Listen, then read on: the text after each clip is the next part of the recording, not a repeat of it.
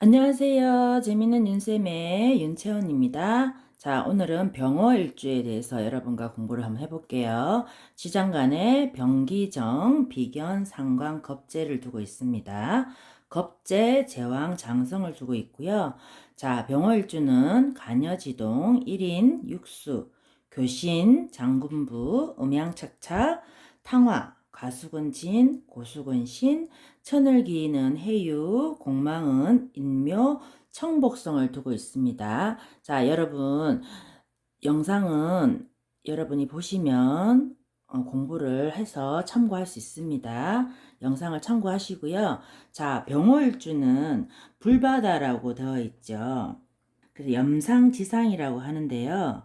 불처럼 아주 급하다. 그리고 강렬하다. 그리고 화려하지만 실속이 없다. 이런 뜻이 있습니다. 아주 명렬한 기상으로 제왕을 놓고 있으니까 아주 명렬한 기상이 있고요. 완고함과 호방함으로 정말 거침이 없습니다. 아주 더운 오시의 태양이라고 저희가 얘기를 하는데요. 간지지에 간여지동을 놓고 있는 병어일주가 수기가 있고 없고에 따라서 관성이 잘 발달되어 있으면 아주 신사라고 보시면 되고요. 수기가 없으면 야생마라고 합니다. 그래서 적토마라고도 합니다. 아주 자유분방하고요. 양인을 두고 있기 때문에 실증과 건태가 아주 빠른 편이고요. 자유분방하기 때문에 배우자와 공망을 두게 되면 좀 무탈할 수 있지만 그렇지 않으면 다툼의 소지가 아주 다분한 일주가 모월주라고 보시면 됩니다.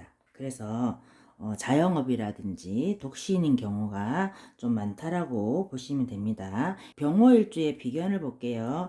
비견은 형제가 아주 잘나고 잘 나가는 사람들이 많습니다. 독립심이 아주 강하고 우애가 좋기 때문에 결혼을 하게 되면은 가족 중심보다는 형제들 중심으로 잘 이렇게 모임을 많이 한다든지 많이 뭉치게 때문에 잘못하면 배우자들이 왕따가 되기 쉽습니다. 서운할 수 있는데요.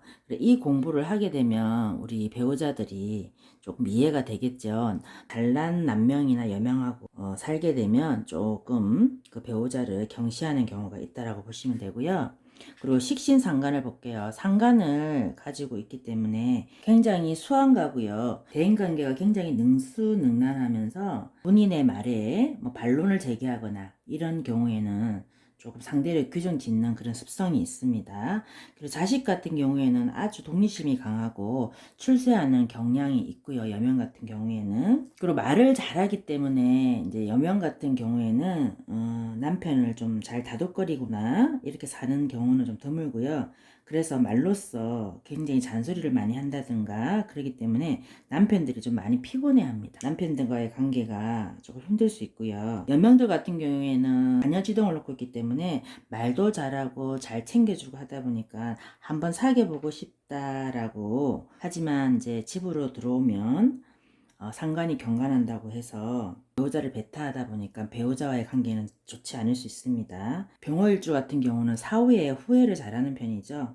항상 어떤 행동을 하고 나서 돌아서고 나서는 본인이 한 행동에 대해서 후회를 하는 경우가 많습니다. 그러니까 상관의 심리가 있으면 그런 경우가 강하기 때문에 그런 현상이 나타난다고 보시면 됩니다. 재성은 남명 같은 경우는 내실보다는 외실을 중요하기 때문에 조금 부인을 만나더라도 사치스럽고 좀 멋을 알고 맛을 아는 부인과 인연이 되기 때문에 남명 같은 경우에는 재물에 대해서 좀 소비성이라든지 사치스럽고 낭비스럽기 때문에 사업을 해도 이익을 좀 따지기는 어렵기 때문에 재물을 모으는 데는 실익이 없는 경우가 많은 편입니다. 사업을 하시게 되면 손해를 보는 경우가 많다라고 보시면 됩니다. 천간의 신금이나 아니면 지지의 신금을 보면 장성이 역마에 놓이게 되므로 재복을 논할 수는 있습니다. 소비성이 있기 때문에 조금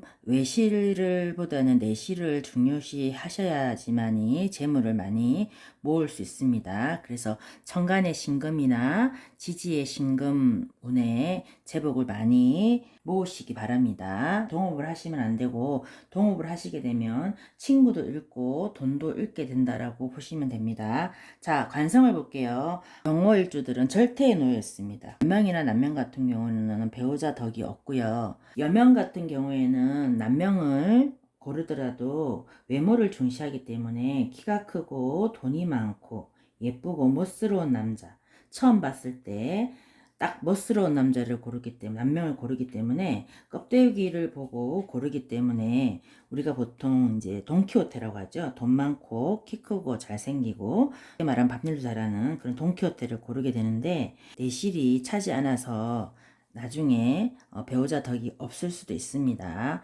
남명 같은 경우에는 관이 절대에 놓여있기 때문에 직업을 자칫 잘못 선택을 하면 직업이 100개일 수 있죠.